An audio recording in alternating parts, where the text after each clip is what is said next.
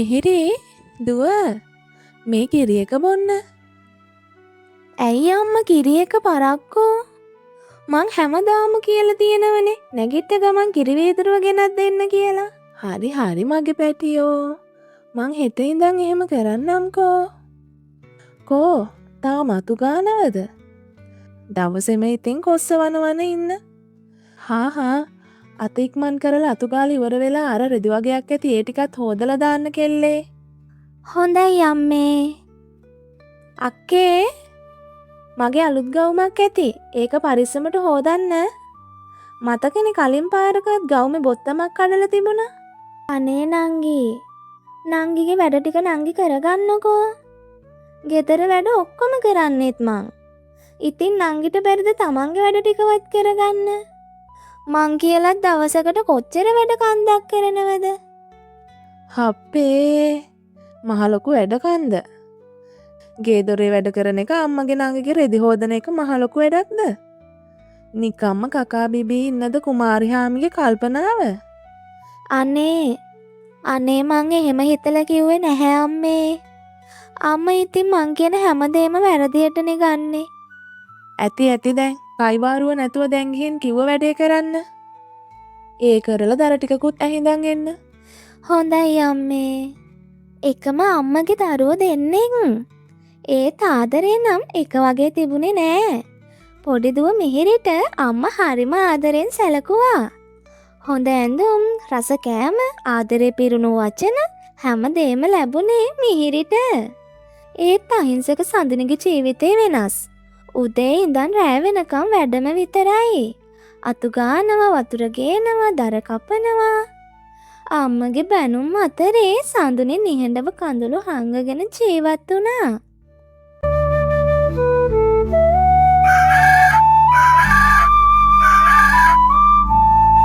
සඳුනි කෙල්ලේ මේකේ තාම නිදිද? නැගිටින්න. අද මගේ ඇඟට අමාරුයි වගේ අම්මේ. ඇඟට අමාරු නොවේදියේය. හොරට වැඩ කරලම අතපය හොර වෙලා තියෙන්නේ. අර වලන් ටිකක් තියා හැම මෙහෙම වතුර දාලා බාගෙට හොදලා තියෙන්නේ. නැගිටලා ගිහින් හොඳට හොදන්න. ඇයි අම්මේ උදේ පාන්දර මේ කෑ ගහන්නේ?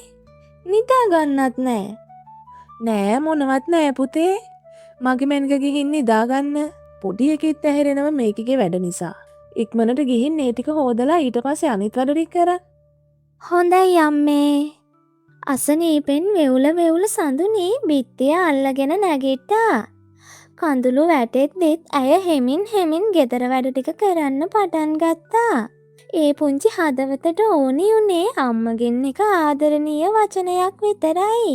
අතුගාමි මන්තනින් කඳුළු වැටි මටත් හොරෙන් අම්මාගේ ආදරේ නංගීට විතරයිනේ. හා සින්දු කිව්ව ඇති දැන්. ඉක්මනට ඔය වැඩේ කරලා මට මේ පොල් ටිකක් ගාලා දෙන්න ලොක්කියේ. හොඳයි අම්මේ. අම්මේ මේ බලන්නකෝ. මං සුදු වෙලාද අම්මේ? අර ක්‍රීම් එකට මේ සුදු වෙලා තියෙන්නේ.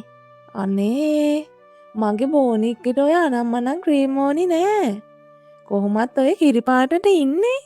ඒකට සඳනියෝ ඔහේගේ හැටි බලන්න. මිනිස්සු හිතනවා ඇති අපි ඇඳුමක්වත් අරන් දෙන්නේ නැtei කියලා. කොයි වෙලේ බැලුවත් වැරහැලි කෑල්ලක් ඇඳගත්ත ගමන් මගේ ගවුම් දෙකම පරණ වෙලා. මේ ගවුම විතරයි ටිකක් හරි හොඳට තියෙන්නේ. ඒකත් මං හොඳට හොදලා ඇඳන් ඉන්නේ අම්මේ. ඒත් මේ කහට පැල්ලන් යන්නේ නෑ අම්මේ.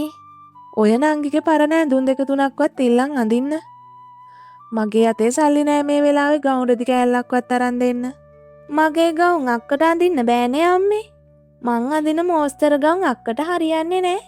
කිව්වත් වගේ කබායක් වගේ එකක් ඇඳගෙන ඔහේ ඉන්නවා. මේ ගවුමට මං ලස්සනයි නේද අම්මේ? නැතුව ඉතින් චූටි මල් කුමාරි මන්නේ හිනාවෙන් ඉන්නේ හැම වෙලේ.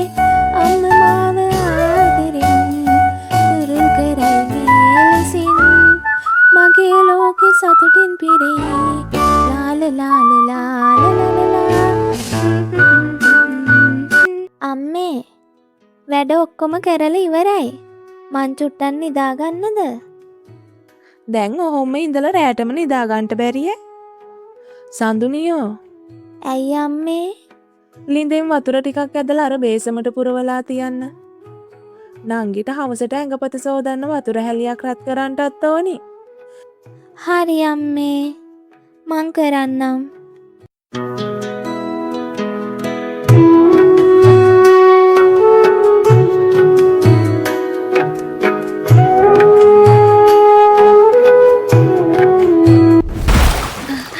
මොකක්ද ඒ සද්දේ? ලිඳට වැටුණද මොකක් හරි? මේකයි. කිකර ගාන්නේ නැතුව කියනව ළමයෝ. මටත් වැඩ තියෙනවා. පනිට්ටුව ලිඳට වැටුණා අම්මේ. හත් දෙයියනේ. ඔය කරලා තියෙන්නේ වැඩක්.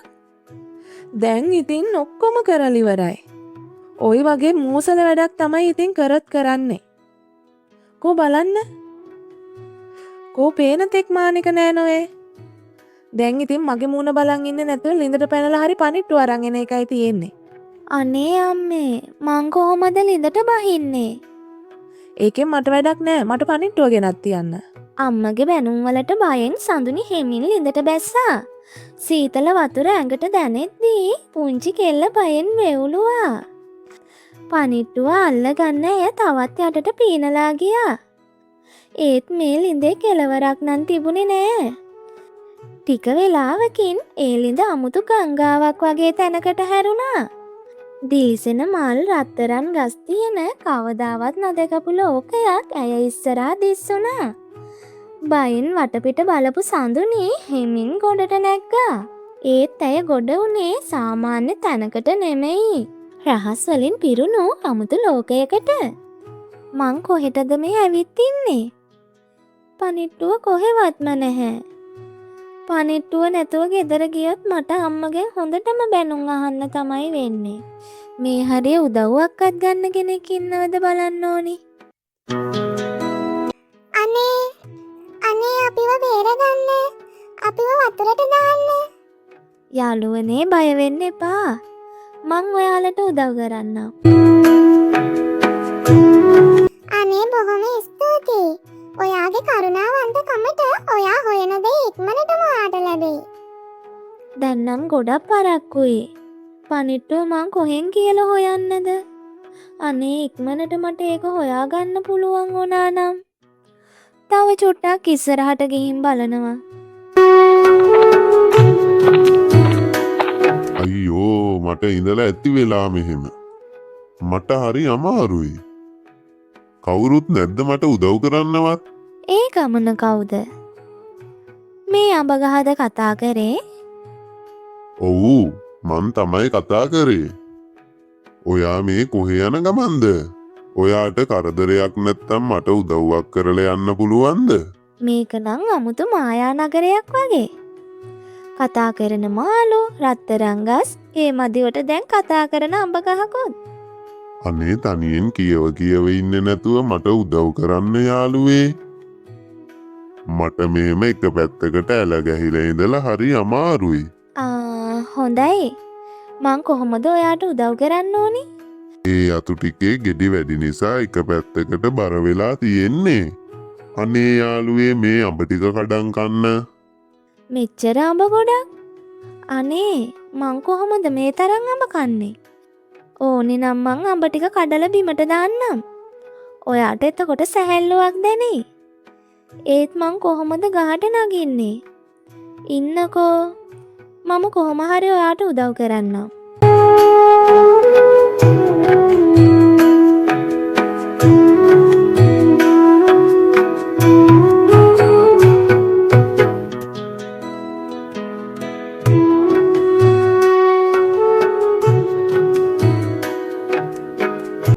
ආච්චි මං ආවේ ලිඳට වැටුණු පනිට්ටුවක් හොයාගෙන. ඒ පීනගෙන එද්දි තමයි මේ ගමට ගොඩ වුණේ. ඒත් මට තවම පනිට්ටුව හොයාගන්න බැරි වුණා. ඕ මන් දන්නව ඒක. ආච්චි දන්නවා? ඒ කොහොමද? යමුකෝ මම් පනිට්ටුව තියෙන තැන පෙන්නන්නම්.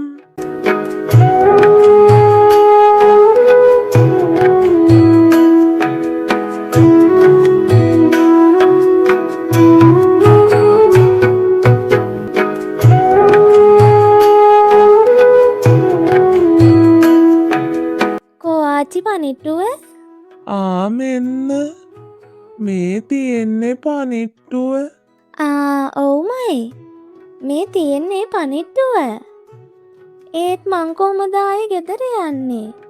අර දිය ඇල්ල ළඟට යන්න. හොඳයි ආච්චි. සඳුනි පනිට්ටුවත් අරගෙන හෙමින් දිය ඇල්ල ළඟට ගියා. එක පාරටම දිය ඇල්ලේ ආලෝකය තවත් වැඩි වුණා. ටිකෙන් ටික ඇගේ බෙල්ලට රත්තරන් මාල වැටුණා. අත්වලට දිලිසෙන වලලු පිරුණා.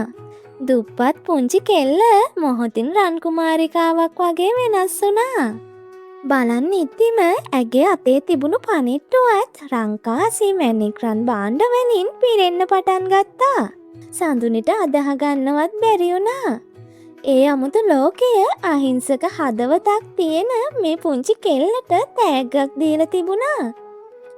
අම්මේ අර බලන්නකෝ අප්පට සිරි මේ අපේ සඳුනියද? මේ ඔක්කොම රත්තරන්ද? මේව කොහෙන්ද හම්බුනේ සඳුනියෝ? මෙයා මේව හොරකම් කරලද කොහෙද අම්මේ? නැත්තම් මෙයාට කොහෙන්ද මෙච්චර වටින රත්තරන්? ඈ කෙල්ලේ මේව කොහෙන්ද මේ? අනේ අම්මේ මම මේව හොරකම් කරේ නෑ. මල් ඉඳට බැහැලා පීනගෙන ගිහින් එකට උනේ රත්තරන් පිරුණු ගම්මානයක. එහෙ ආච්චි කෙනෙක් ඉඳලා දුන්නේ. මොකක්? රත්තරන් පිරුණු ගම්මානයක්? මිහිරියේ දැන්ම ලිඳ පතුල පීනලා ගොහින් තියෙන රත්තරන් ඔක්කොම අරන් එන්න. කෝ විකාට යන්න. හොඳයි අම්මේ.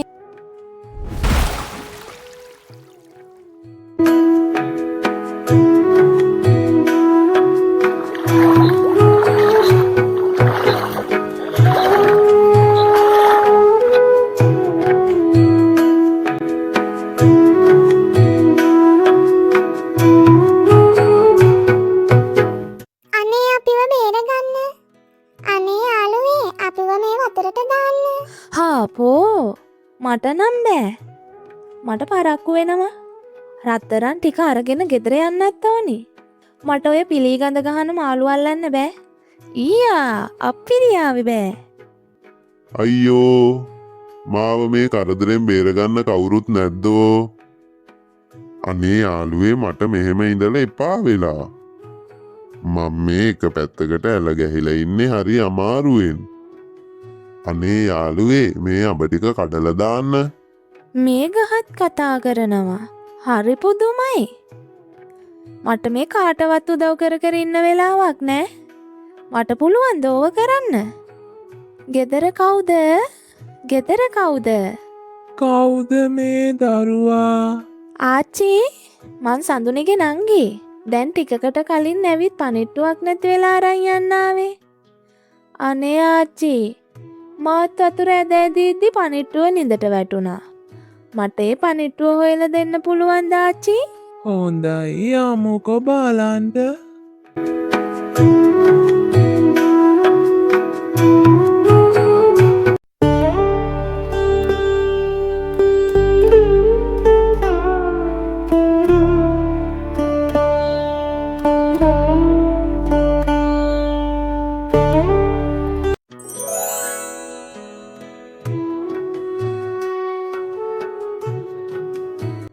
අරදි ඇල්ල ළඟට යන්න. රත්තරන් මැවේ කියන ලොකු ආශාවෙන් මිහිරි ඉක්මනට දියඇල්ල ළඟට දිව්වා. ඇස් දෙකත් හොඳට පියාගෙන මැජික් එකක් වෙයි කියලා හොඳට බලාගෙන හිටියා. ඒත් එක පාරටම මඩ මිශ්‍ර වතුර ගොඩක් ඇඟ පුරා වැටුණා. මේ මොනවද? අනිත් අයට නපුරු වෙලා ලෝභ කමින් හැසිරුණොත් අන්තිමට මෙහෙම තමයි වෙන්නේ. ඒක තමයි ඔහෙට ලැබුණු දඬුවම. මට සමා වෙන්න. මං ආයේ කවදාවත් නපුරු වෙන්නේ නෑ. අනේ මාව ගෙදර යවන්න. අනේ මේ මොකද දරුවෝ? අම්මේ පොඩි කාලේ ඉඳන් නපුරුකම් හොඳයි කියලා මට උගන්වපු නිසා තමයි අද මේ හැමදේම මට විඳින්න උනේ. ඒත් දැන් මට තේරෙනවා හොඳින් ඉන්න එක තමයි වැදගත් කියලා. මට සමා වෙන්න දරුවෝ. මං වැරදි තමයි. මට ඒක දැන් තේරෙනවා. අදින් පස්සේ අපි හැමෝම එකට හොඳින් සතුටින් ජීවත් වෙමු. ඒක අහපු සඳුනිත් hina වෙලා දෙන්නවම බදාගත්තා. ඒ ගෙදර ආයෙත් සතුට පිරුණා.